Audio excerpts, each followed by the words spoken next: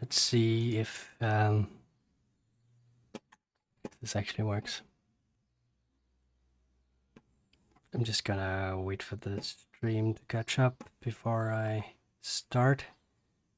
Hopefully the sound works.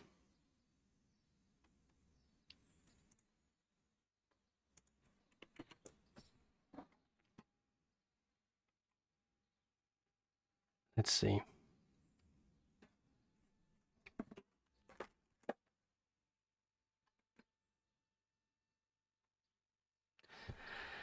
Yeah, it's good. The sound seems to be working. I could hear myself on the stream.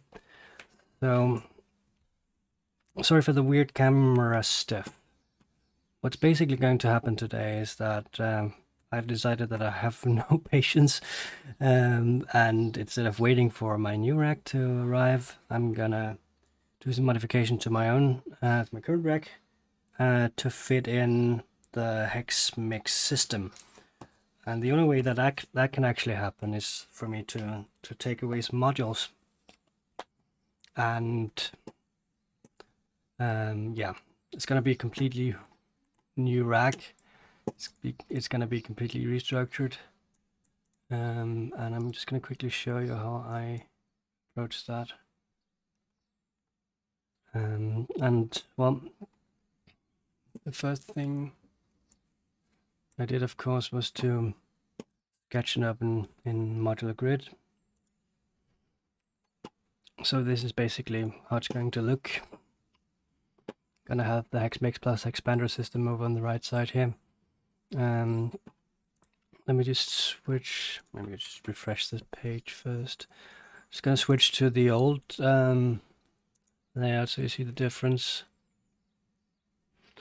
Well, the things I'm going to remove are primarily just the hermit and marbles, plus the existing mixes. So that's going to free up enough space for basically everything except the old mixes and hermit. So what does that mean for playability of the system? Well, it means that I'm going to do only external sequencing, and since I have they both have the BeatStep Pro and the KeyStep 37. It's going to be fine. It's exactly the amount of voices that I need, basically. As I have two melodic voices on the BeatStep Pro and a drum voice, and I have another voice on the KeyStep. It's gonna match pretty well. Another thing I can really recommend when you do planning of racks is trying to diagram everything. So I did this by using draw.io. So what I basically did was try to recreate every module that I had, just the form factor and just the jacks. So I chose sort of a grid size, and then I just added in the jacks more or less as they are. And then I put everything together, and then I started sketching up a patch. And the advantage of doing this in a program like this, instead of just doing it in modular grid that has patch documentation, is I can take a module out and see where could I put this to make patching more ideal. I can really recommend doing this if you're having difficulties with patches where your cables sort of drag over other modules, obscuring knobs, obscuring jacks. So I can really recommend just doing like a full patch. Cables, doesn't matter with colors, doesn't matter too much with the cable routing, just as long as they connect between jacks, because then you can basically just rearrange them and figure out what does that actually mean for your patch cables. I did this for this one, and I think it's reasonable. I'm not using all modules here at all, but I'm just trying to get a feel for what would the general cable routing be in general. So that's what I did as well. So at this point, I've already removed a cover module for the racks.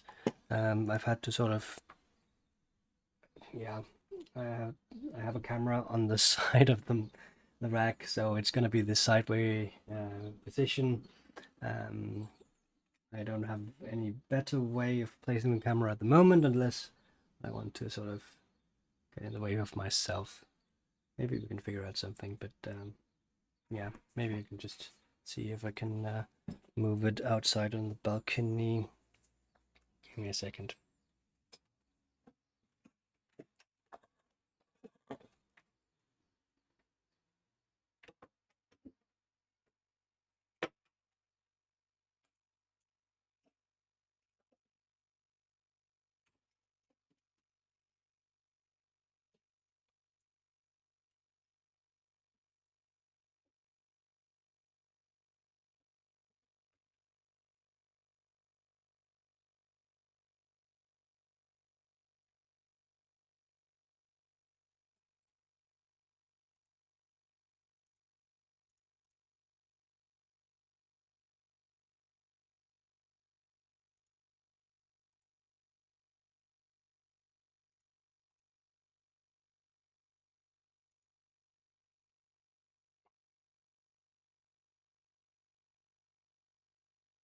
Yeah, that's more like it.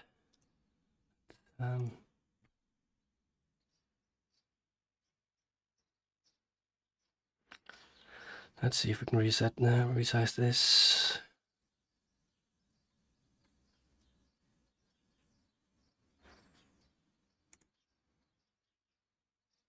Yeah, more or less, that's it.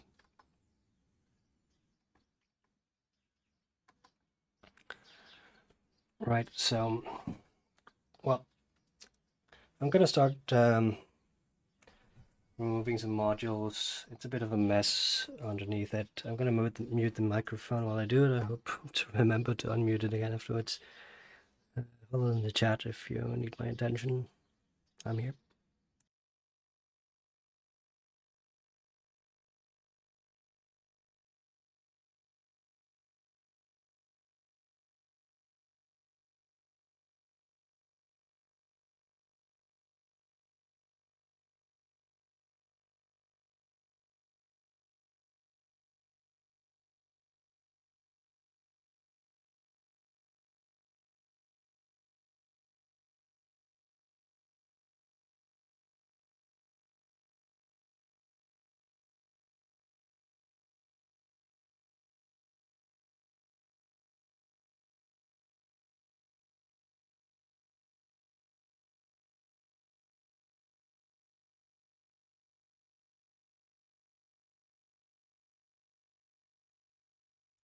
Dead noise seems off for for a live stream. I'm gonna talk a little bit. I hope the microphone picks it up. So basically, I have these screws that I bought pretty early on. These are actually PC hardware screws, front screws, and I sort of ordered them right after I got my case. I didn't really know about nerdies, and I thought they were pretty stupid because I didn't know any better. And besides, you can get these from AliExpress for next to nothing. I thought that was a good idea, and I didn't realize how big they were when I ordered them. They are pretty big, so that's why I can't really. Well, one of the reasons that I don't have them in every module. I didn't actually buy enough of them to fill up a whole case. Good story.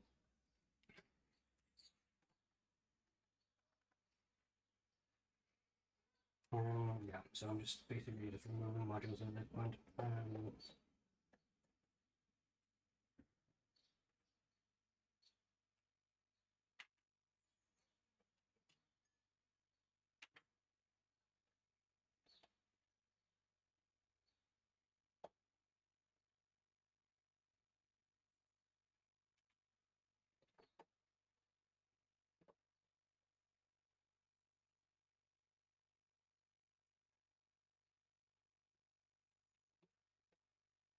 Stages is the one I'm removing right now. One of my absolute favorite modules, both with and without the alternative firmware, to be honest. You don't have to have an alternative firmware to enjoy it. It is a pretty good module in its own. It's though one of those modules that I keep having to look up stuff in the manual, even after using it. So I always have the manual handy. Good stuff. It's an advanced segment generator, or a segment generator as they call it, which is basically an envelope generator where you've taken the components that the envelope generator has and just added individual controls for it. So you can basically create slopes, I would say slopes, shapes of waves and voltage. And that's, yeah, that can be used as an envelope, or it can be used for anything else. It can function as a crude sequencer as well. You can do, yeah, what else can you do with it? Just basically LFOs, square waves, not so square waves. You have the segment loop. There's an Easter egg mode in it that basically generates audio. So you can basically do a 6-tone chord with it, 6-voice chord, but unquantized, of course. And let me tell you that faders are not the best way of tuning in chord.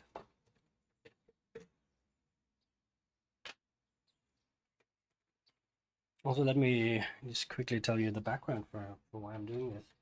I'm basically, well, except for being impatient and I want to try out the new stuff that I bought. I'm like spoiled brat on Christmas Day. It's also because the reason for getting these mixer modules in the first place is to get more control over effects, especially effect levels. And the Hexpander has this has the ability to use 3 different effect modules. That's FX Sense, and the main module has tons of cool stuff like equalizing, for example. So with the Hexpander, I got a lot of control. I got an output module, I got a headphone module, so hopefully I can use that more. That's the hope, at least.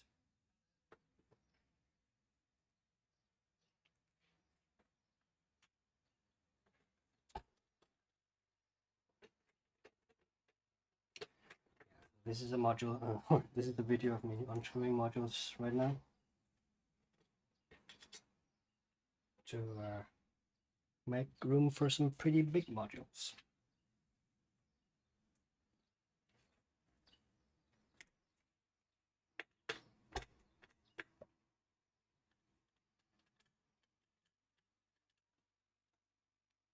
This mixer is one of the first modules I got. It makes it pretty fast in your journey into your rack.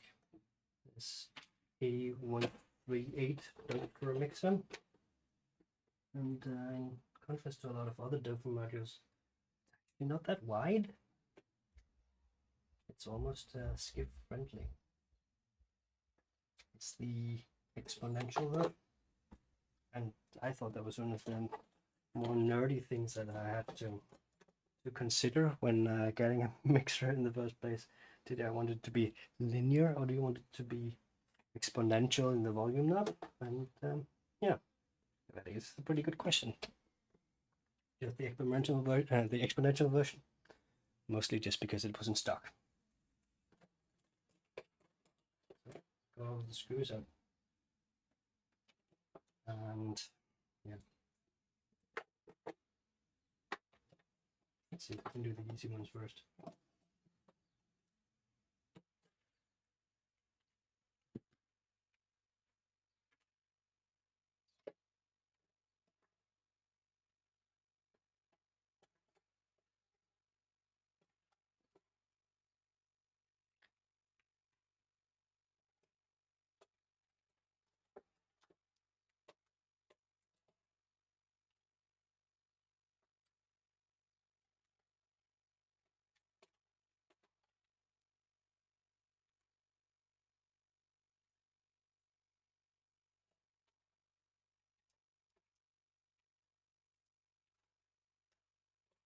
One of the things that I've often been a little bit annoyed about when I've done this. Sorry for the background noise. But sometimes you get like super long cables. And the bottom of my rack is actually super messy at this point, and I'm actually a little bit concerned sometimes that I'm gonna short something, or yeah, that you know, something is gonna tear up on something else. It's been fine so far. It's probably something I'm going to appreciate in a larger system, but in sort of a two times or two row thing, it's a little bit different.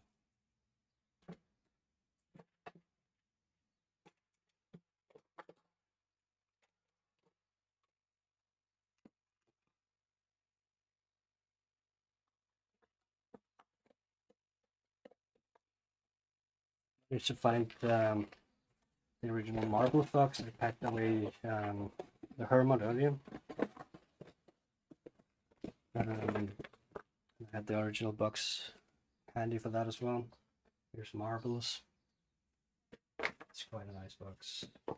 Comes with a spinning top and 2 dice. I'm just gonna pack that away for now. I have the ST Mix box handy as well, but I haven't looked at the Tofu box. It's probably in the basement. This was one of the first modules I got.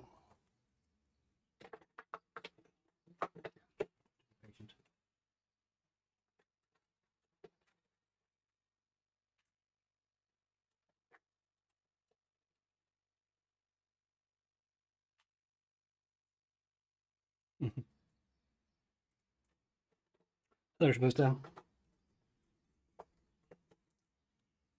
Welcome to my Toki stream where I'm just unscrewing stuff. Hopefully not screwing with stuff. Just for your info. I don't know, did you catch the diagram, Salim?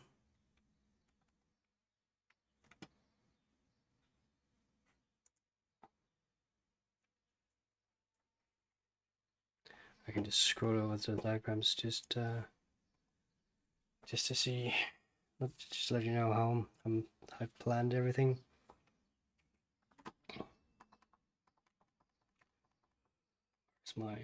There's my modular grid.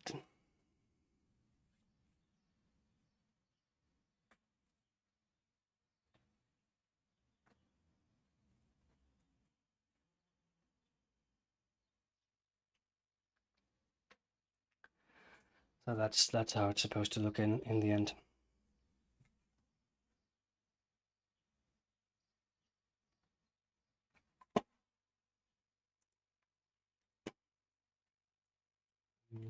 It would be better to duct tape this camera.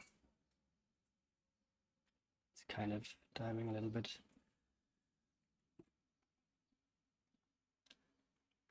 Can I perhaps insert the modular grid thing? Should be possible.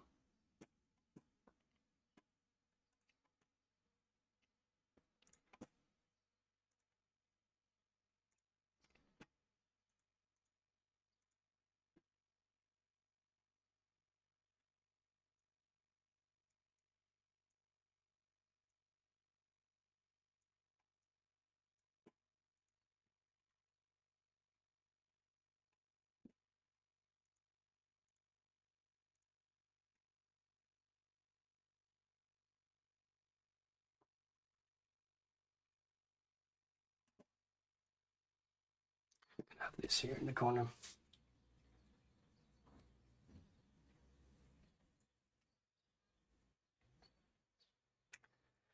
All right, onwards we go.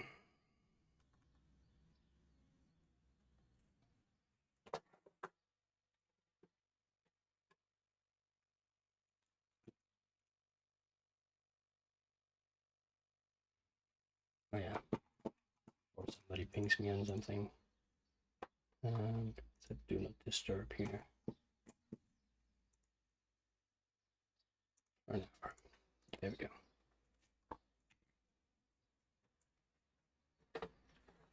Nearly there. This was the last module. No. Mix.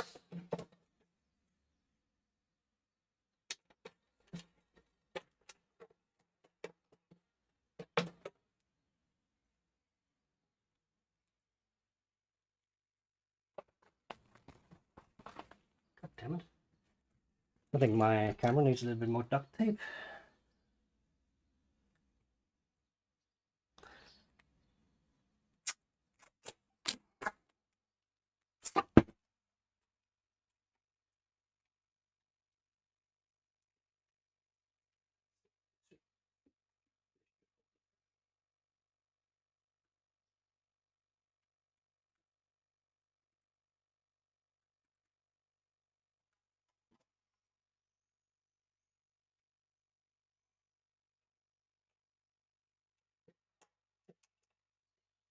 Right, I've removed all the modules that actually need to be removed.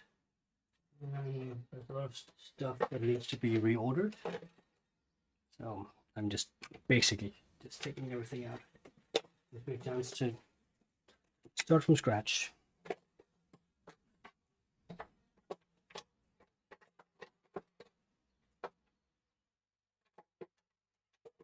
One thing I'm really doing here is trying not to take out the module from, or the power cable from the actual module, so I don't have to worry about accidentally switching the polarity.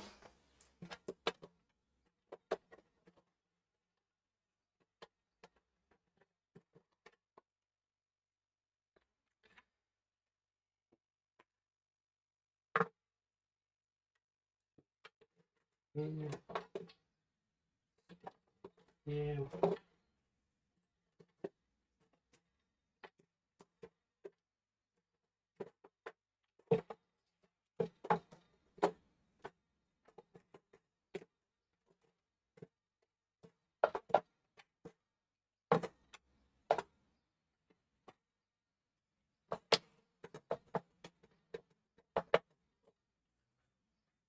Jesus Christ. A lot of dust here.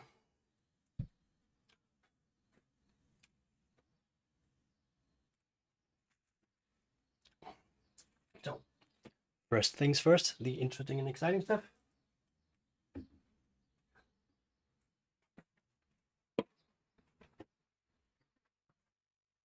The new modules.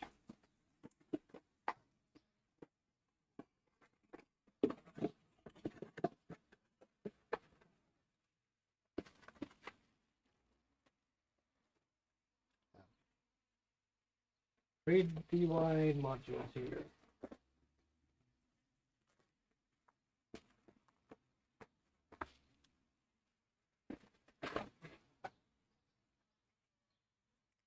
Let's see.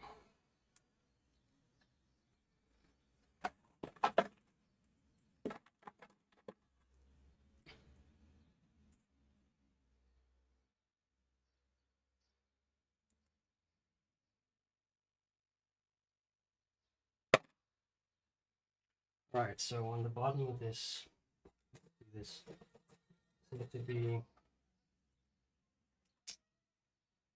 an expander connector, power connector. And I'm figuring this should be the power connector.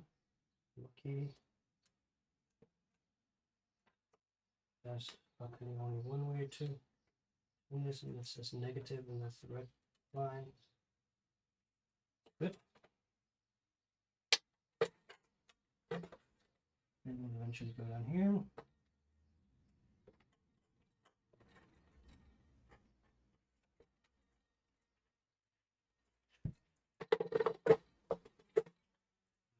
I'm not going to screw it in yet because I have the expander as well. It seems to be this cable with it, which used to be XX VZA cable, perhaps.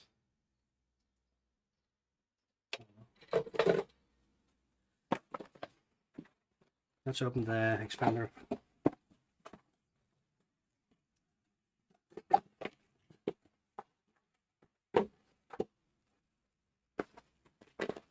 Yeah, that one has. That's like the old school IDE cable almost.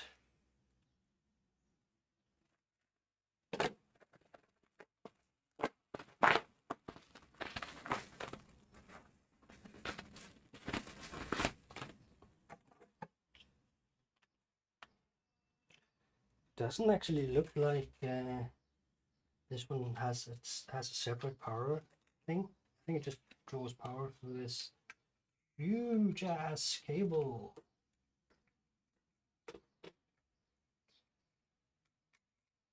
Is there a difference in direction for this? Doesn't look like it. Okay.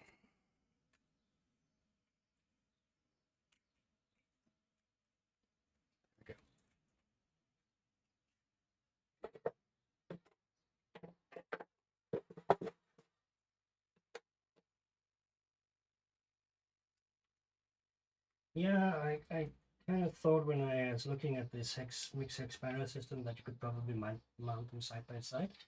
With this flat, huge cable, it's probably a little easier to do it like they want you to do it. Up. Oh, look at this. Look at this. Isn't this beautiful?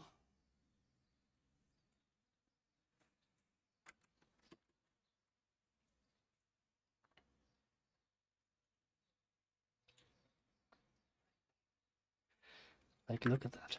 That's a mixer, man. that is a mixer. So what do we actually have? We have like these are the returns from the effects. We have like PFL. I don't know what that means. 3 different settings. The panning, stereo panning. I'm looking forward to trying out. Master level.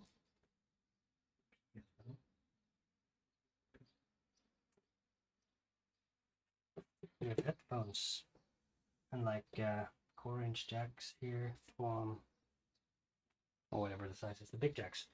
So I don't have to use those funny cables anymore that has little and big. Mini jack, regular jack, and a bunch of unreleased with them in case I didn't have any. I'm actually going to leave them in the back because if I'm going to sell this module at some point, it's super nice to just have this druggy back. This little druggy back does not contain drugs, it contains noise. Lovely.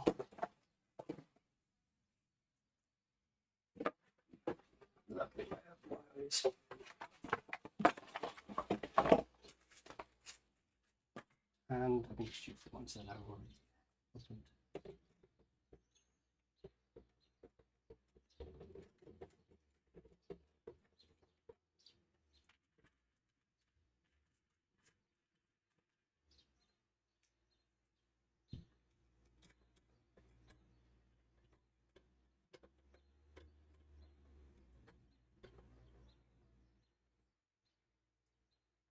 Yeah, actually the black screws, they look awesome in this one.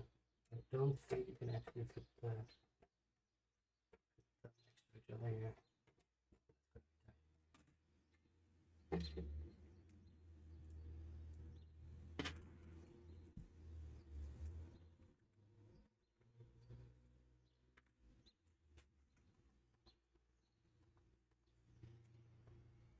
Yep, so let's see.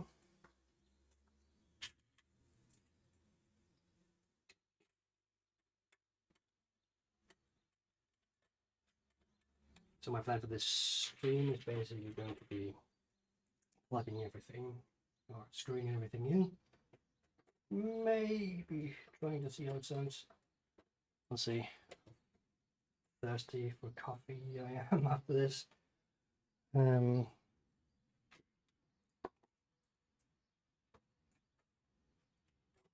always do a second stream.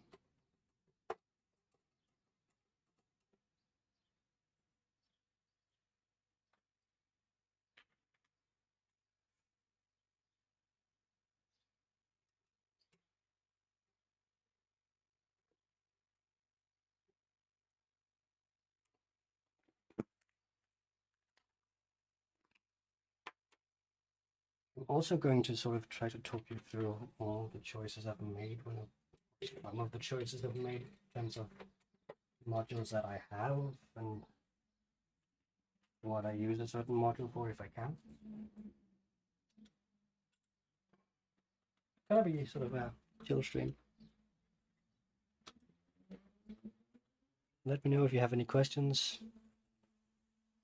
Just write in the chat. I'm looking at it.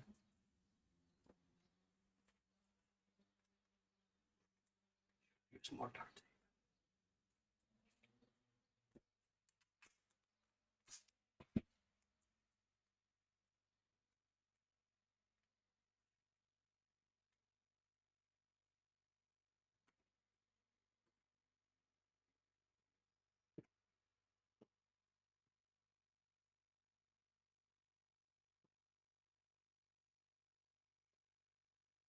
All right. So according to my plan, the next module we're going to have is VC8. This is 8 VCAs in the module. And it's absolutely one of my favorite modules for a number of reasons. Because I thought when I bought it that it was going to be totally overkill. 8 VCAs. It has huge footprint, and it's really big. But it's 8 VCAs, and that's extremely handy. It does sort of it can do two groups where you mix the first three output into output number 4 and 5, 6, and 7 to number 8, and that can individually be controlled as well. So you can do sort of stack VCAs. I think that's something Colin Benders is quite fond of. So if you want to do the individual amplification of signals here, and then group them into another one that you control the level of, you can do that super easily by just doing the regular VCA here and doing for example cycling in envelope in output number 4 and output number 8. Then you have groups of voices that you can control together. Handy.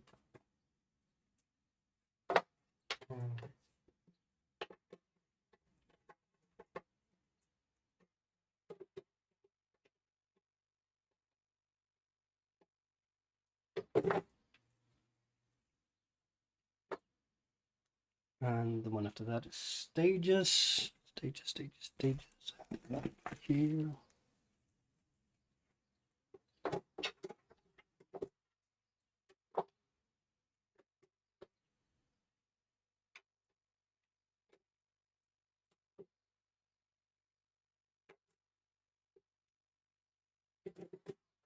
I talked about stages earlier in the stream. It's my most used module. It's a segment generator / envelope generator / whatever.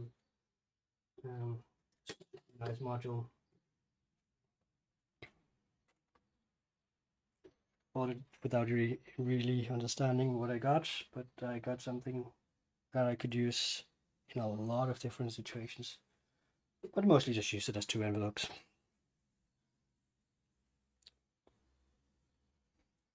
Let's see, what's the next one? Then we have the clock divider, and there's a lot of small 1 HP holes in this setup. I have 1 HP blind, and I'm gonna put that in the bottom row here because it's the row where there's only one HP hole. The other one has a lot of small modules where it's nice to have 1 HP distance to the next one, so you can actually move those small stupid encoders. Let's see. I'm right. It was the 2 HP div, which I have here.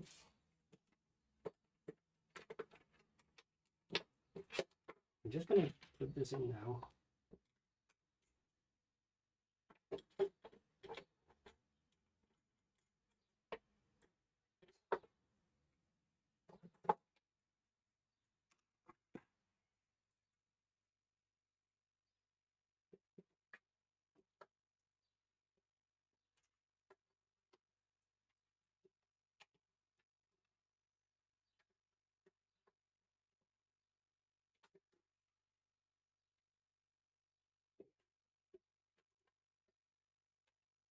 How many modules do I have left here? 1, 2, 3, 4, 5, 6 modules.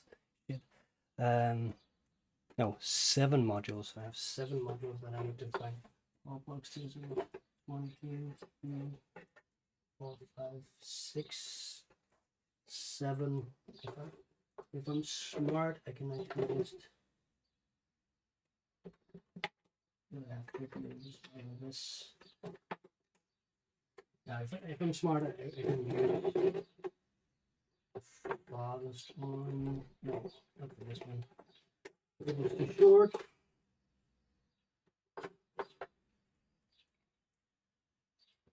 But I might have to do that for some of the other ones. Yeah, this is one of the things that I dislike. But you're right, it's gonna be a mess down here. Really is.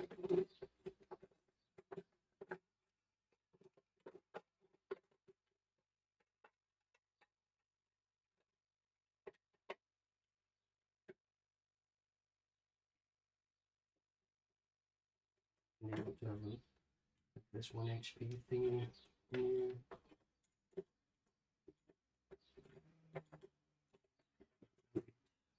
Wait for that. Let's see. 80s our junior. Jesus Christ. This is kind of a spur of the moment purchase. This Circuit Abbey 80s our junior. I bought it because it's insanely cheap. And I had 4 HP of space. And I always run out of envelope generators. It has a cycling function, but it has almost no controls.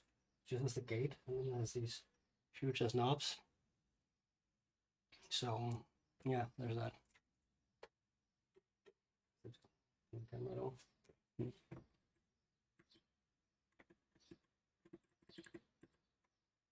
Yeah, it is.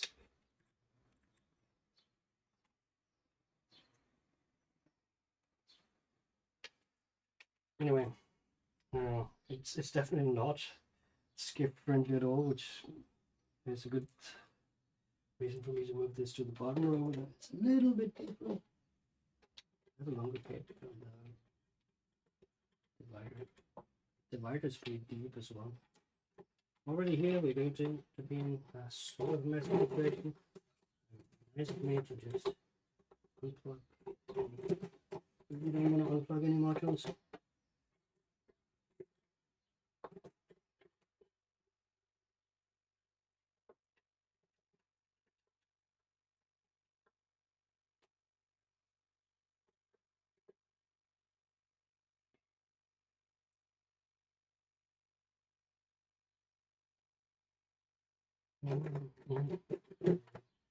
So far, works fine so far. I'm really considering just ditching this divider, just because it's not really that useful right now. Oh well, we'll see. Yeah, the problem here is that I actually don't have anything that generates clock. I have to use stages if I want to generate a clock here. And the reason for that is that I've taken the Hermit out, that has like a clock out. So I'm going to be MIDI controlling everything, or controlling everything from the Satoria sequencers. And well, you can set a sync out in like 16th note or something like that. But then I can't sync between them really. I don't have to use MIDI to sync between them or something like that. Well, it is a possibility. So, yeah. keeping it in for now, but mindful that the cabling situation in the bottom of my case right now is starting to look like a problem.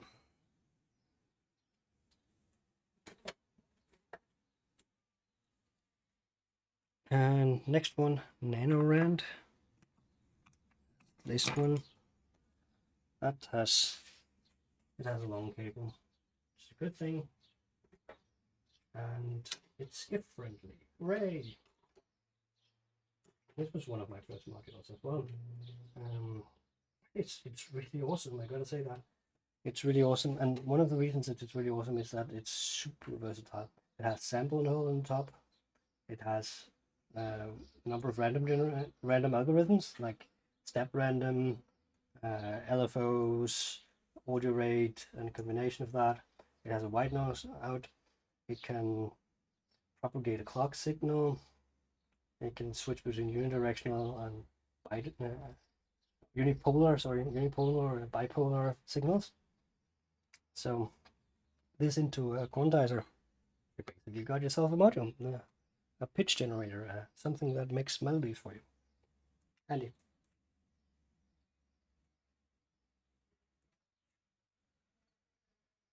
Let's see.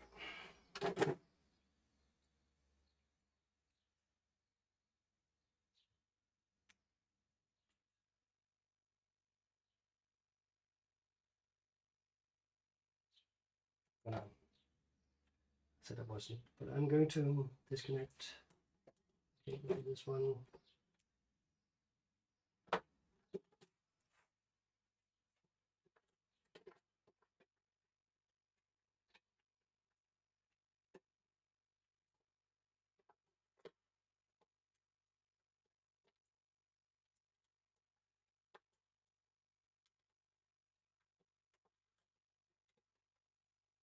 And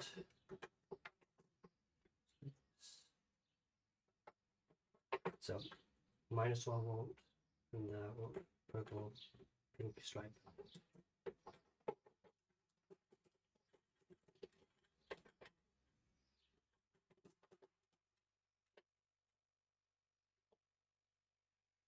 Right, next module is the attenuator thingy. Only times 2.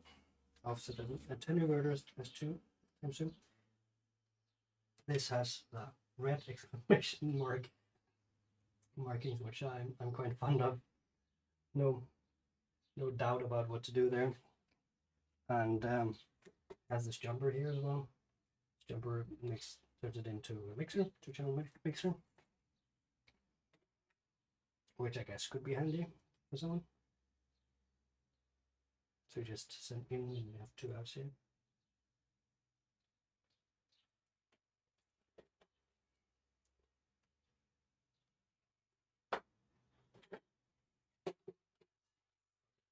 There you go.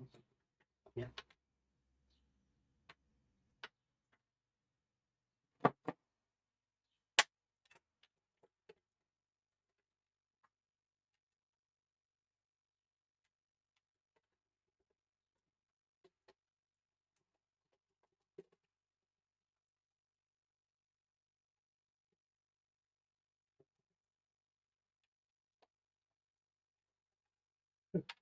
It's going to stretch as far as it's going to stretch.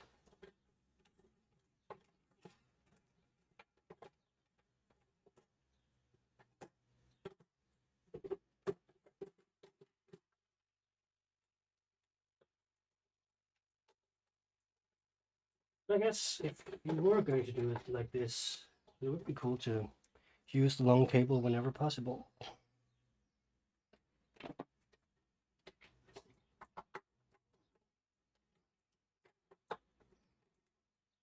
Red.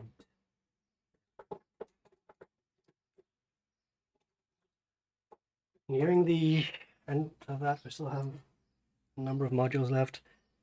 This row.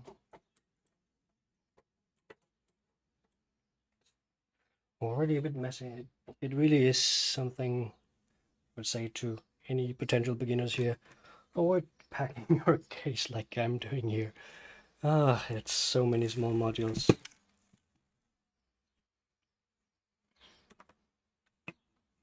Let's see. OCHD.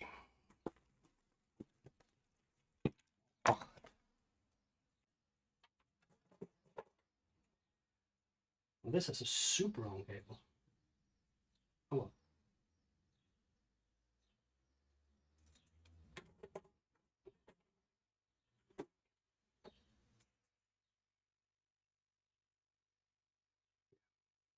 Very, very insignificant minus 12 volt marking, but it has this thick line here, which indicates the same thing. I guess I am at the point right now where I need to unplug the cables from the modules in order to get them in properly.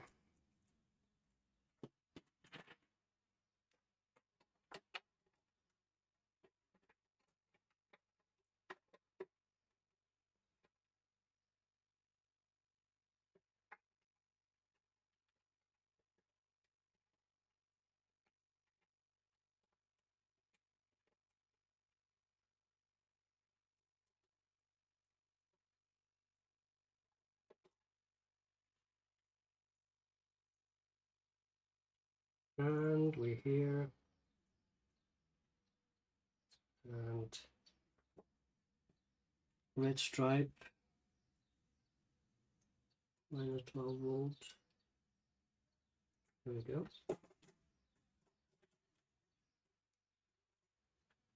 This cable is super long, so we need to sort of gently tug it under. Quantus box. Oh, by the way, this is offset attenuators. That's a super handy utility. So you just plug in an LFO or whatever, and you can offset it and you can attenuate it. And that's super handy together with this Ocht module, which has 8 free running LFOs, unsynced, but they're the full range. So -8 +8 voltage.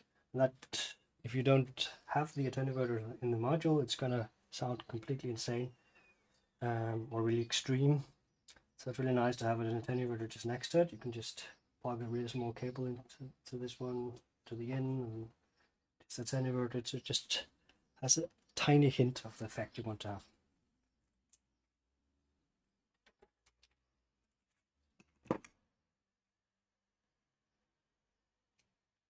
And right now I'm installing the Quantus packs.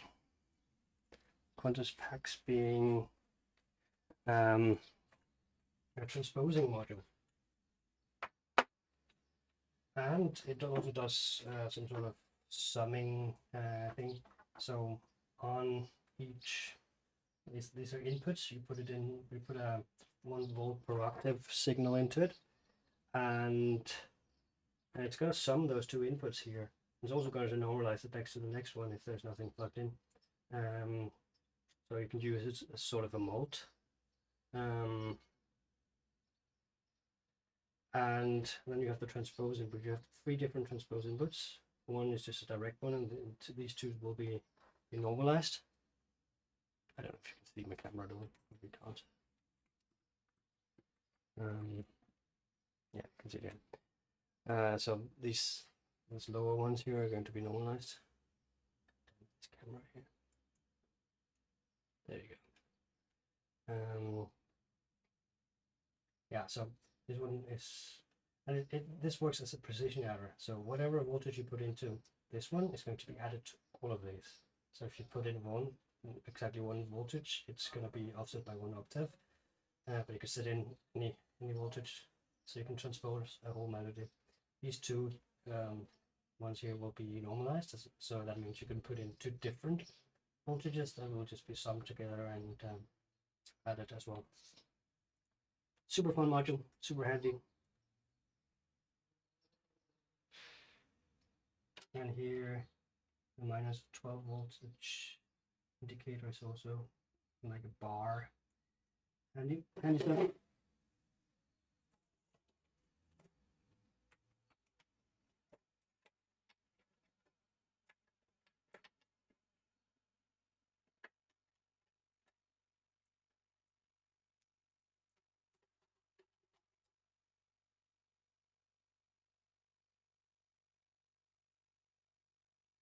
red line, -12. And the final module for this row, the Quant Gem, also from Noise Engineering. That's my brush. That's right. And this one is like a smaller sibling to this one. Yeah, yeah, good. And what it does basically is give you like these switches here that just adds 1 or 2 or 3, or like, this is no octave, 1 octave up, 2 octaves up, so you can octave switch your melodies.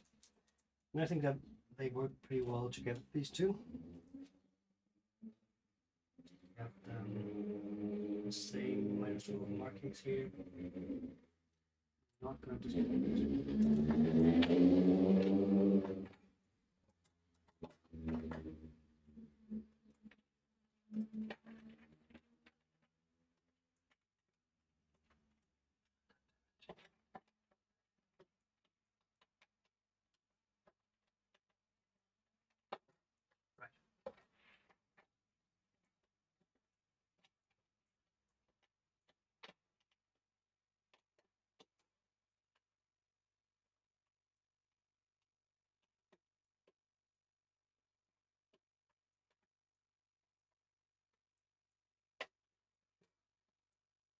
There we go. That was the bottom row, and what a mess.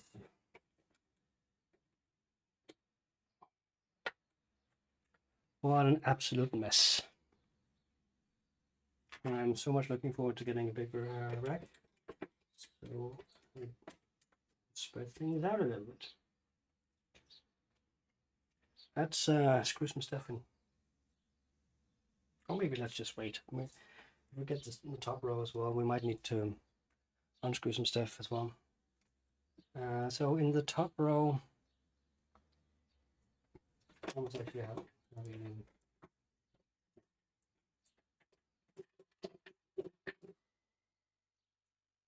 here. This is the super compact Drummer Knit, which is a Platts clone. It's a very, very small Platts clone, so you have small encoders to do everything. May or may not be an advantage. And I think it looks stylish. It has these yellow LEDs you can actually turn off by setting a dip switch here in the bottom. And it has yellow lights coming out of the jack sockets, which I think is pretty stylish.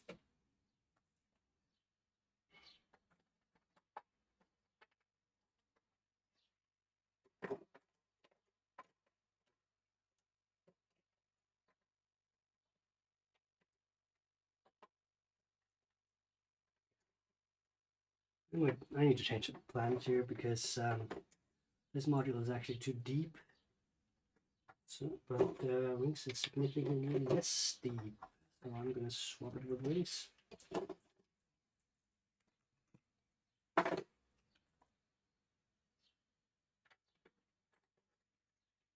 I don't know if you can see it, but there's like a power thingy here connected to from the bus board to the power supply.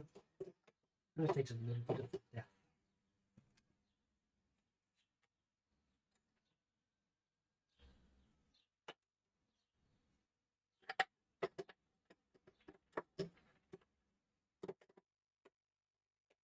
Go. You still can move a little bit if ribbon cable is a bit too long. But it's fine. It's fine, really. Next one is the Pico Voice,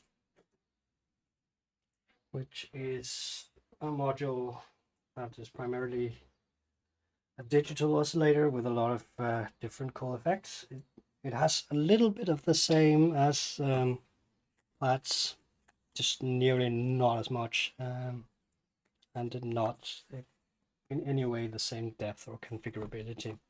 But it has like some different sounds, chords mode, saw, super saw, bass mode, a wavetable oscillator. I'm sure you can probably load your own wavetables into it as well. Yeah.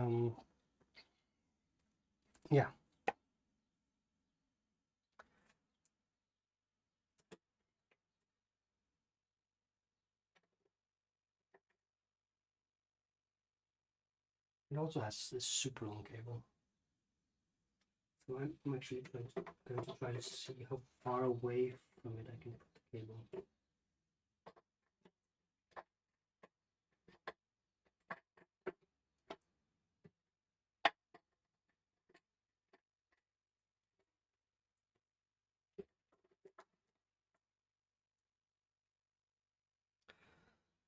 Then we have the pico drums,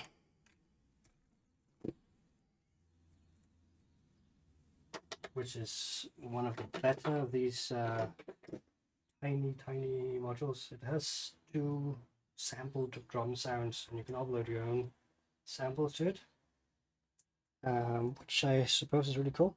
You could do really long samples, I hear, but so far I've always forgotten to order the program. It doesn't cost much, but I've forgotten about it. But the stock ones are pretty cool as well.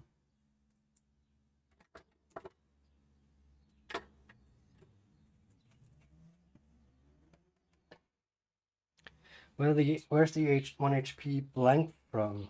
Well, it says Pittsburgh Modular on it. I bought it from my local modular store, Pyramid Sounds here in Norway. But it says Pittsburgh Modular, so I suppose those are the people who made it.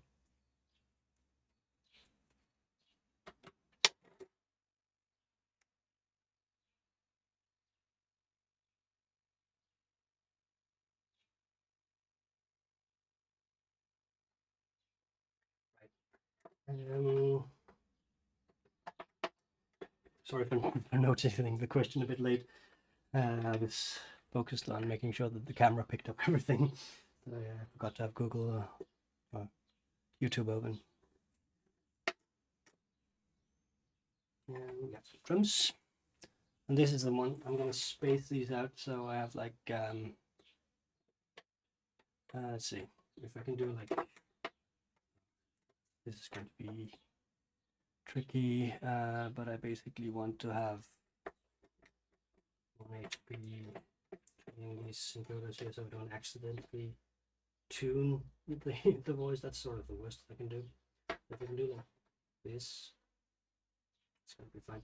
I think when it comes to these small encoders, the most important thing you can do is not having something you need a lot just next to a frequency knob, because that's gonna happen. You're going to detune your oscillator by mistake. I had before I had this nit very close to the filter.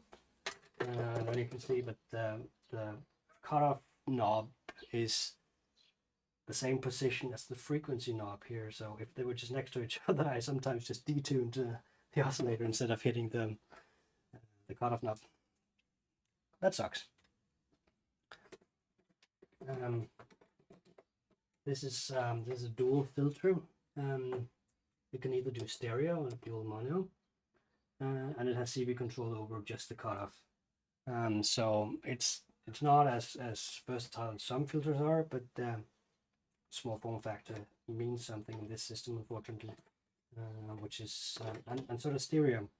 So one cool thing you can do with it is actually just plug it directly into rings. If you're using rings as your main voice, and rings has its odd and even output here, so you can plug those into both inputs here, and you can have one CV control over cutoff for both sides, or you can have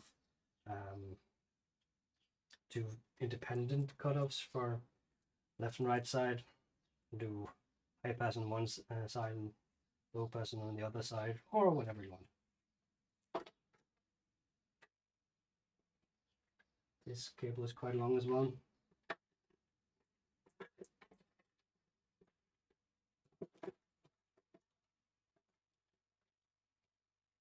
This, and what's next?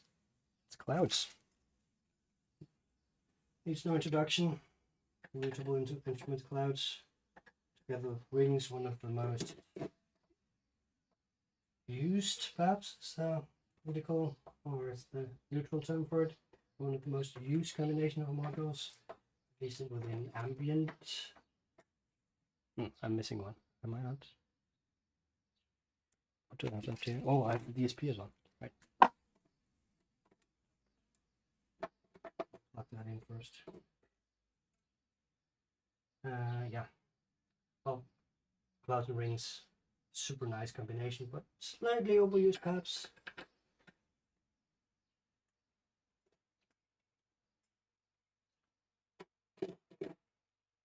And your DSP is my other effect module.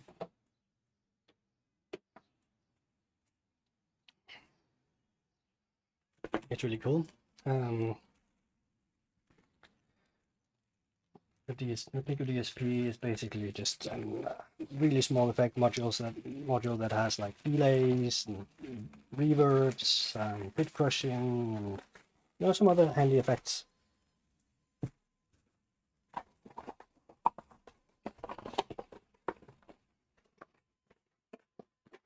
We have the ST Mix in its original box.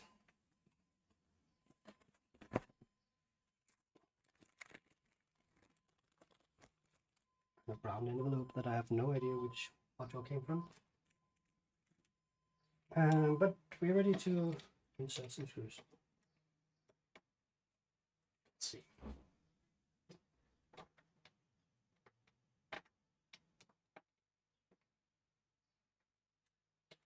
This works all right.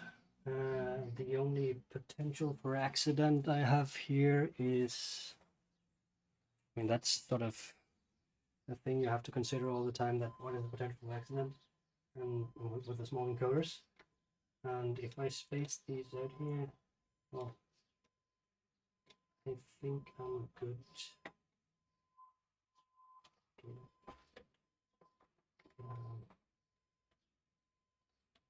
Like so. And that should leave me a little bit more space between small modules and the small encoders. So I'm gonna continue using these small screws, or big screws rather, because they look so nice.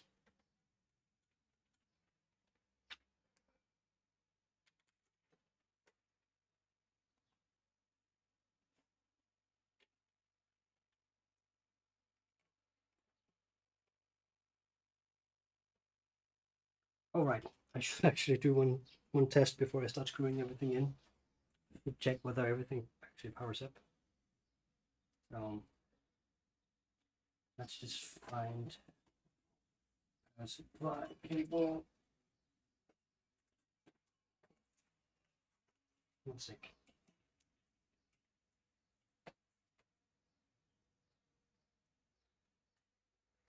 Yeah, I mean, this doesn't light up or anything like that, but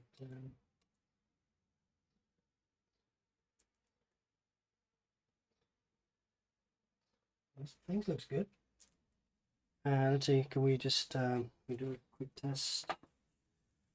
This one should let's see, out here. Just plug that into this screen.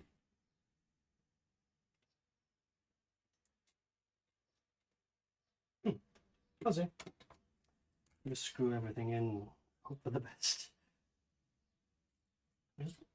Shouldn't this light up? Shouldn't. I mean, I dislike. I really dislike modules that don't light up.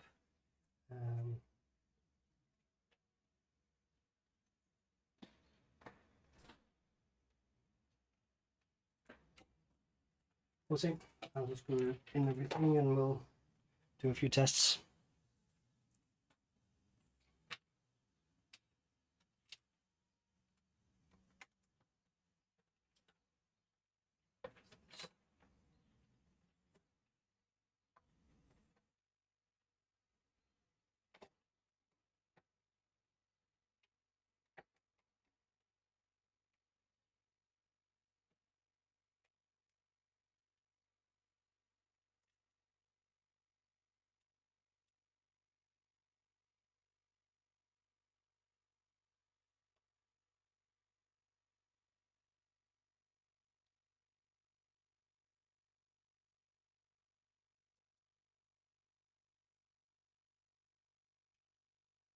Yeah, let's see.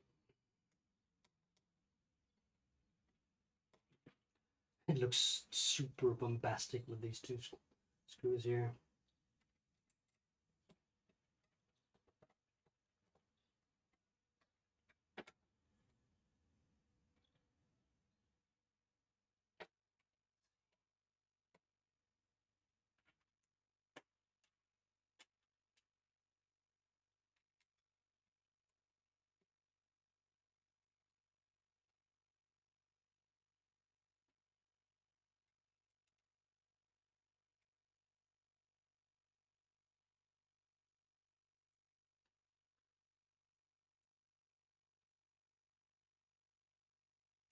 Right, so we've got actually I think that looks quite like two-hole HP here that we can use. And that was also that intention. So yay, my and modular grids math works. Because we have this space, we have to consider which screws to use.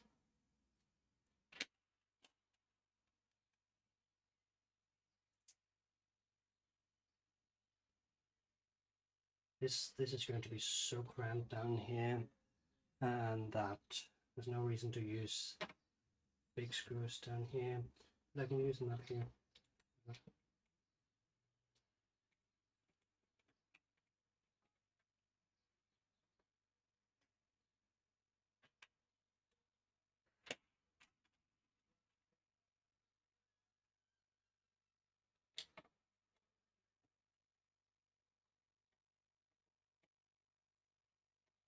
Oh, that was too far. There we go. There we go.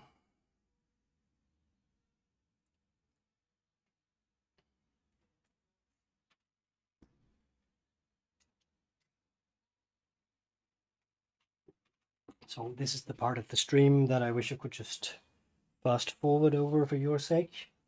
It's just going to be me putting in a lot of screws.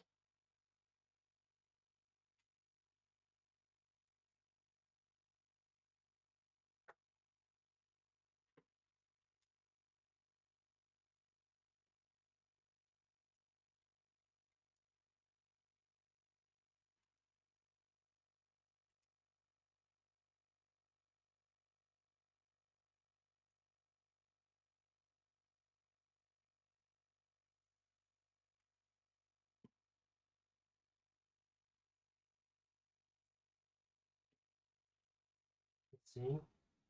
That's toggle. One.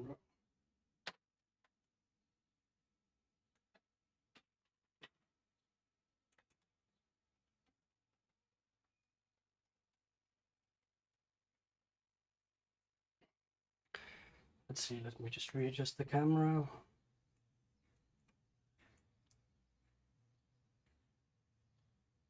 There we sort of go. Yeah. Hopefully the camera stays there.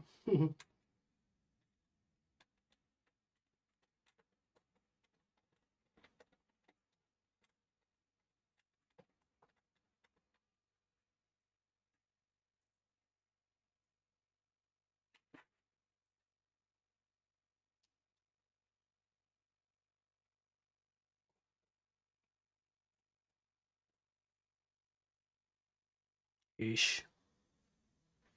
Yeah, not perfect. Not perfect. Maybe there. Someday I'm gonna fix this webcam situation I have here, but not today.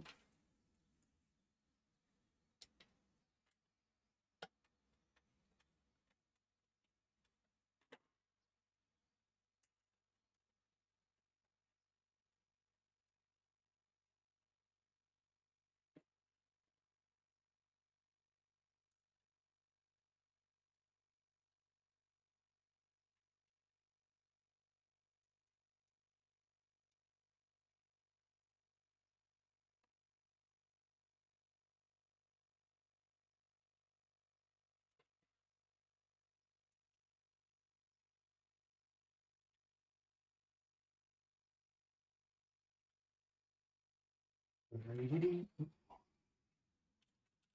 should have put in some background music. And for a moment I was thinking, where the hell should I get that music from? But I mean, I have a recording of myself doing a generative for 3 hours. Should be enough material there.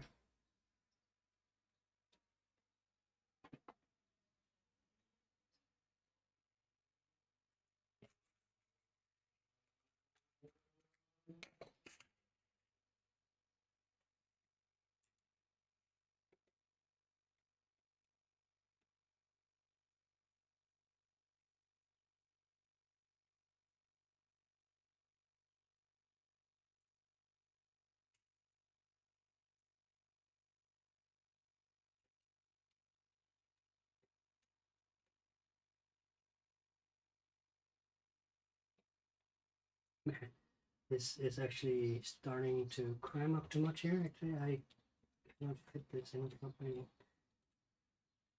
So just need to loosen all the modules, give them that millimeter if possible.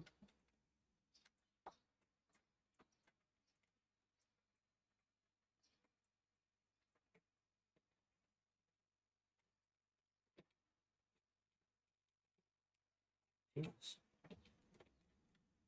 Doesn't seem to be possible. It's like a millimeter too little here.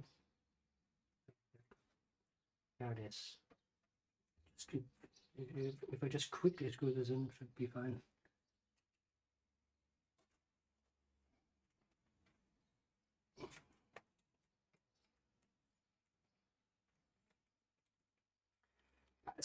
As I alluded to earlier, I am regretting a little bit just including this divider here because this row is just packed.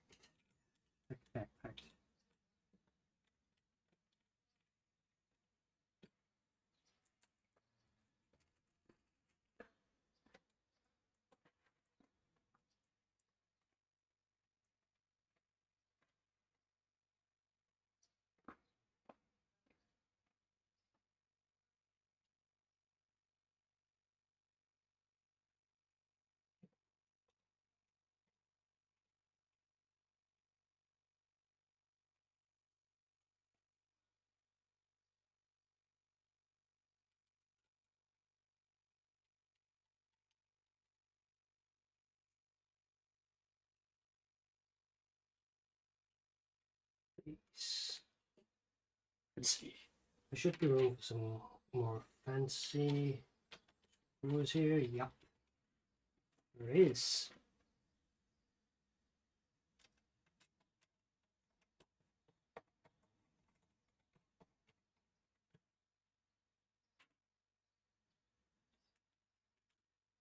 Probably not there.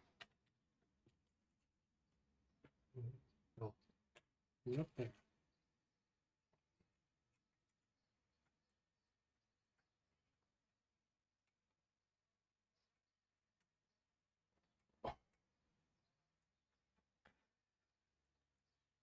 If anybody's obsessive about symmetry, this is going to fuck them up.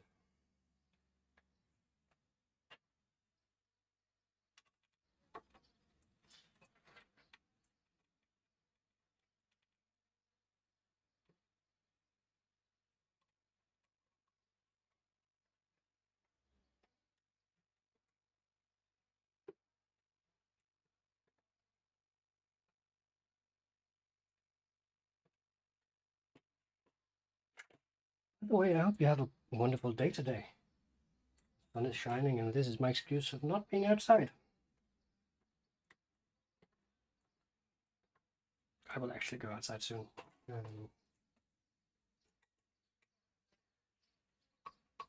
I need to finish this up first. Let's see. That was all the screws. Yay me. Let's power them up again. Good. That was the power. Okay, that one lit up. That's the confirmation I needed.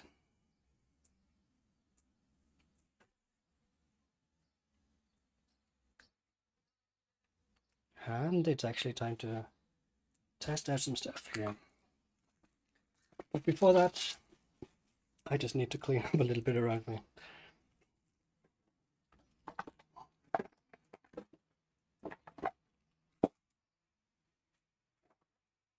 I have empty boxes galore, tools, you know, the stuff.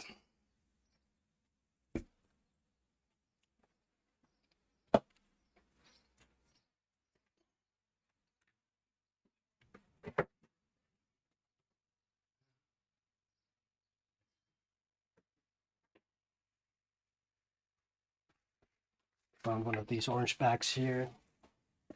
I can actually safely wrap up filter mixer. Put it into the closet.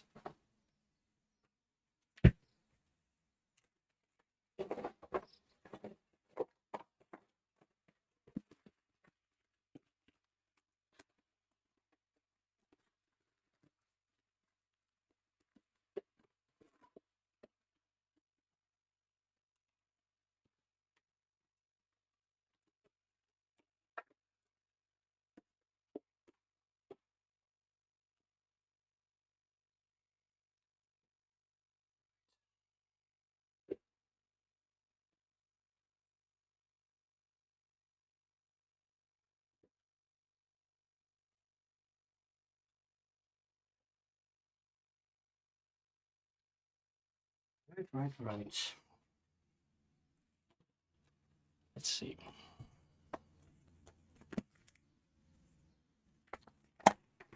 So, since I'm probably going to patch the live feed, I'm just going to mute the audio capture for sound card. And then theoretically, I should be able to take left and right out of these. This is now my output module. And I need to figure out what PFL is. And I'm sure there's a manual here, so.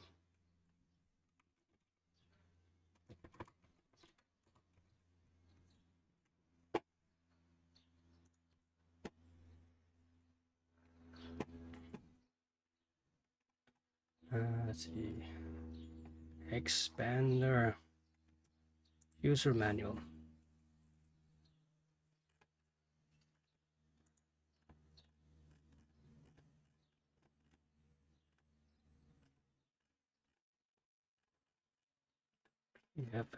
PFL. Pre-fader cue for listening. So there's a fading thing here. Pre-fader.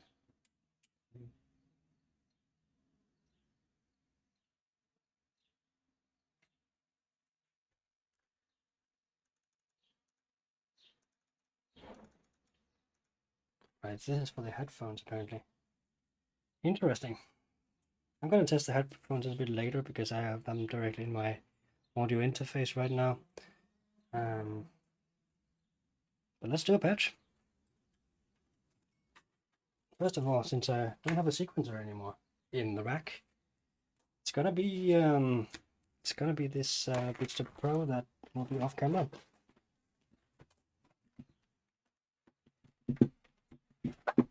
Which is fine. It's gonna power it. It was powered by the remote before. Now it's gonna be powered by a USB hub.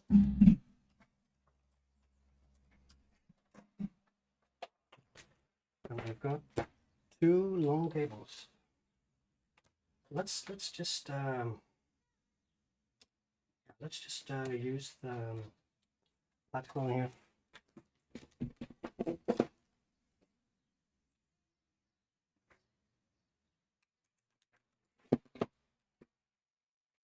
That's plugged into pitch, and gate is of course going to be down here. And let's use the simple envelope generator here.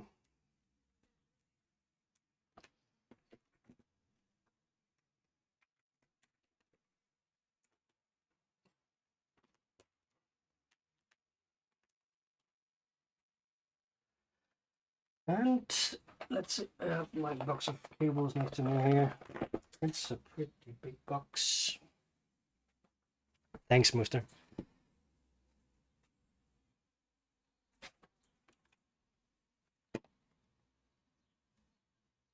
let's just remove this display capture here.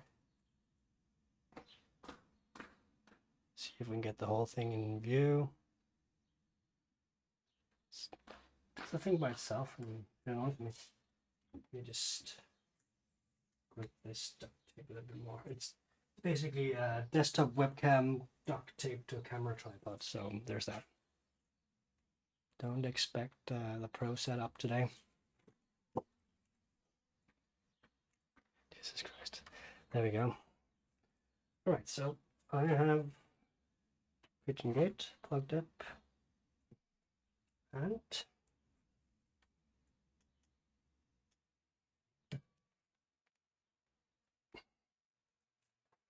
let's see, I need to actually level you out. Let's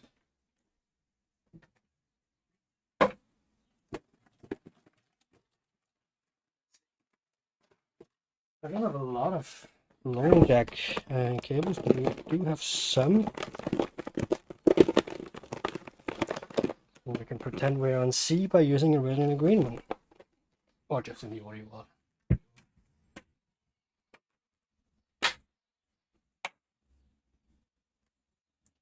So, right as green as about.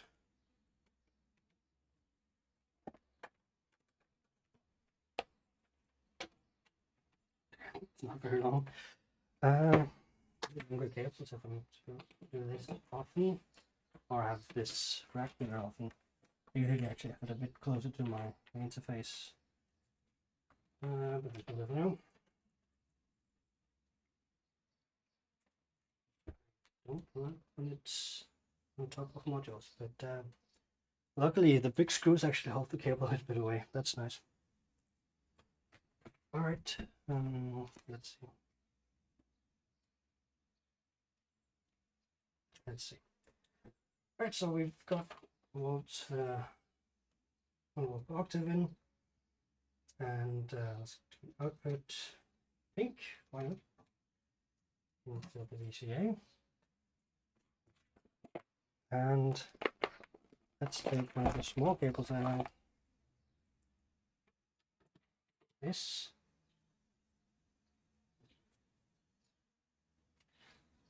Let's see if I just turn this up. Go and in order to output anything here.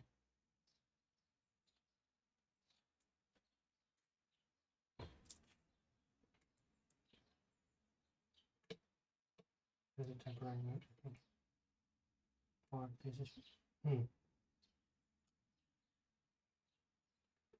panning. I want to see it panned all the way up.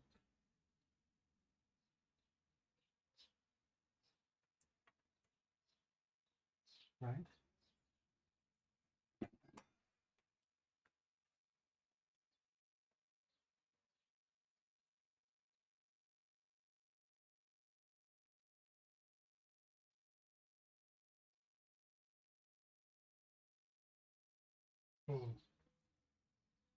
Nothing coming out of it.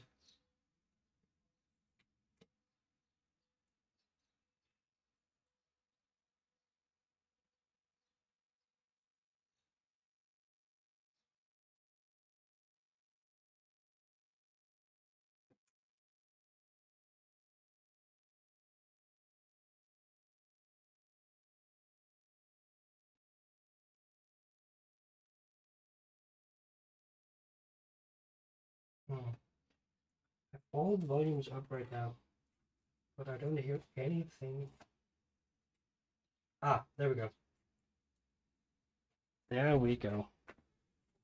Let's give you a listen to this as well. Sorry,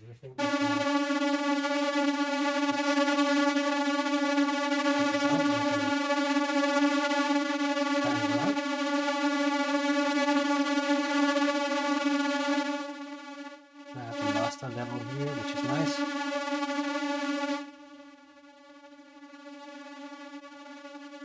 We have sound! We have sound! Hooray! This is the equalizer. So what we can actually do now, well actually we should be able to should be able to get a little more structure to this. If I work it out of this, there we go. No slow sound. Nice. We have actual structured sound now.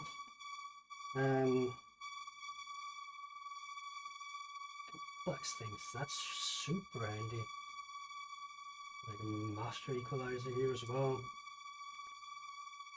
Actually, I don't need to use these big jacks here. I can just use the regular outs here. But again, pretty nice to have the same. I don't need to use those special cables anymore. Pretty nice. Let's see. Nice.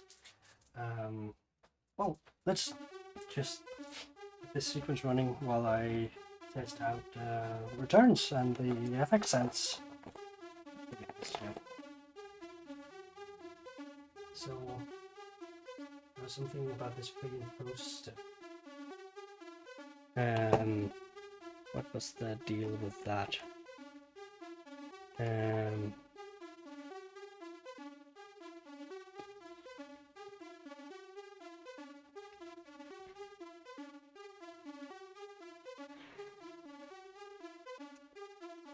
Pre or post fader.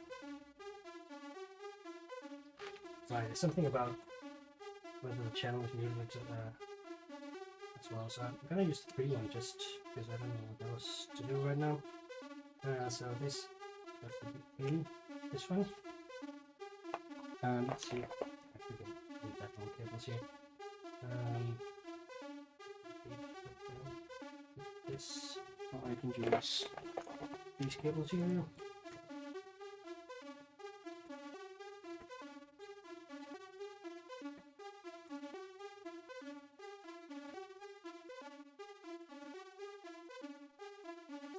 Right. Let's adjust the send. Ah, listen to that. That's the reverb. That's the reverb. Control it.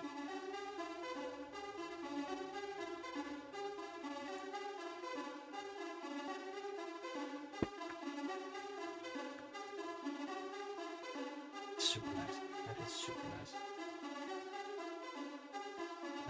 So what else can we do? Actually, let's add in clouds.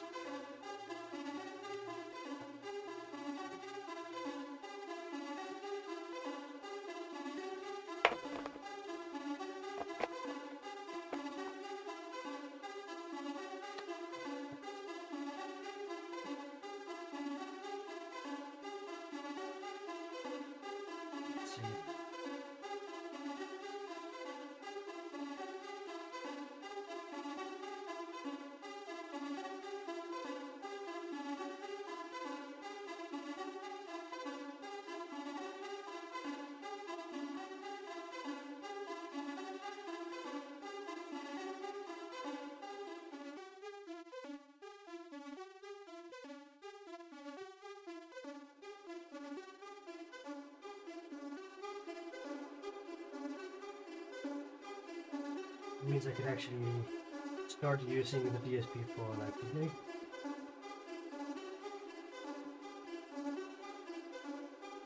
Of course, send the full width of my back devices with functions.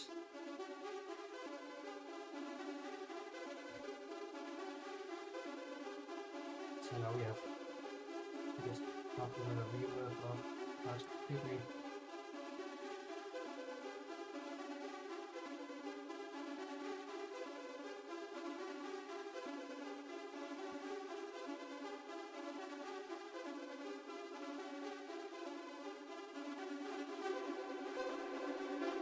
Yes. Now we have stuff going on.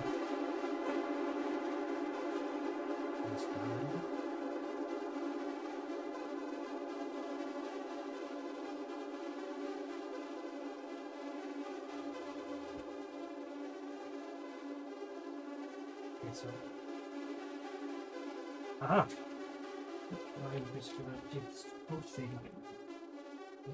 I mute the channel completely. I could just turn it on for a second.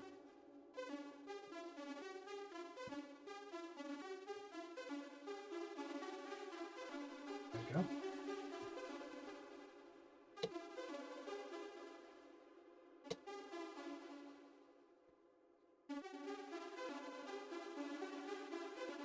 Awesome. This is super awesome. Oh, I'm super hyped about this. I'm happy I made this switch, even though I'm losing some sequencing, especially from Herman and Marvels is a little bit of tough loss on this rack because, yeah, it's both the kinds of sequencing that I have. The only thing I have left is the random generator, which isn't really much without a quantizer. So I guess I just have to use this.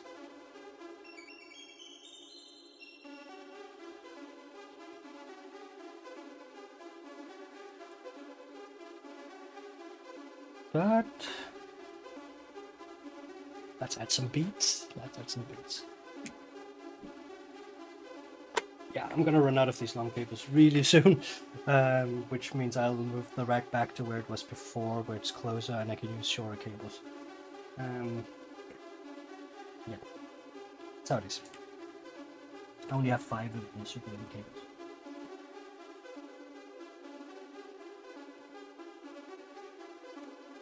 And that's enough for my drum sounds and one voice.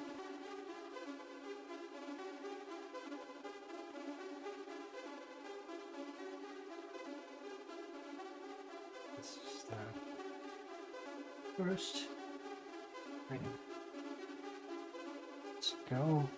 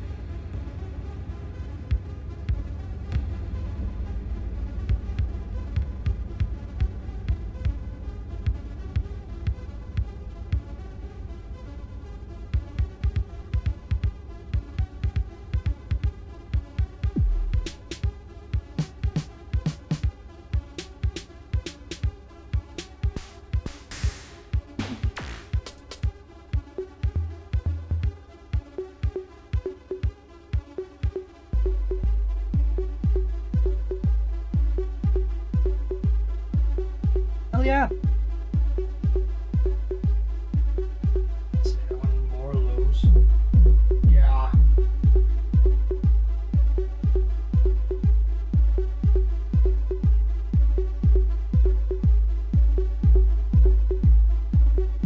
Hell yeah.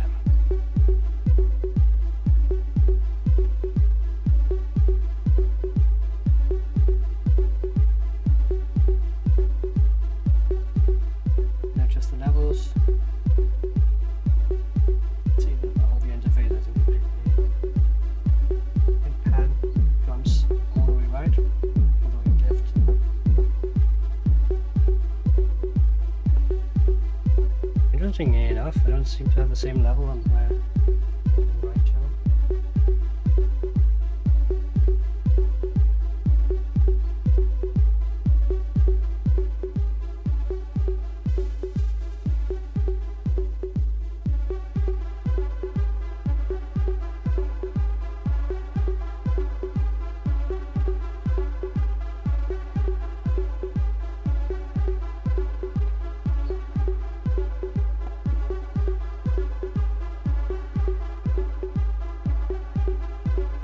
Yeah.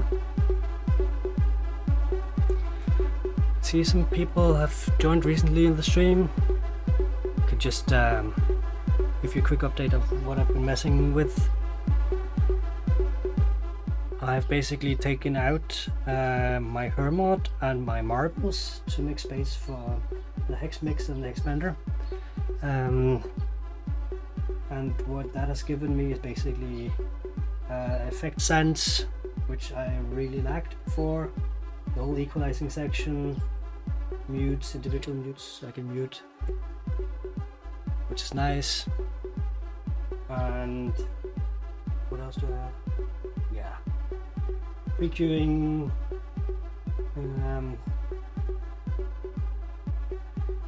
which is nice, so I can listen to stuff before I send it in. And well, I've lost my sequencers. Instead I have my BeatStep Pro connected and my KeyStep 37, and they'll have to do. The bigger challenge here is going to be cables, because it requires some pretty long cables in order to reach this temporary setup I've done here, most for the stream.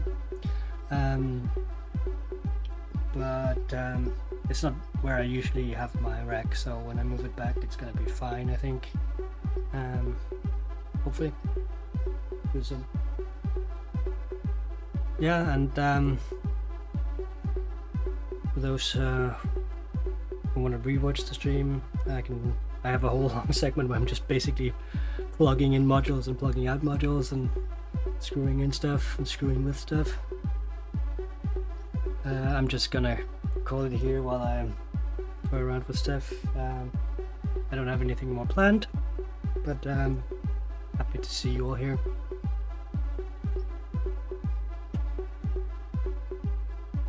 Thanks for watching.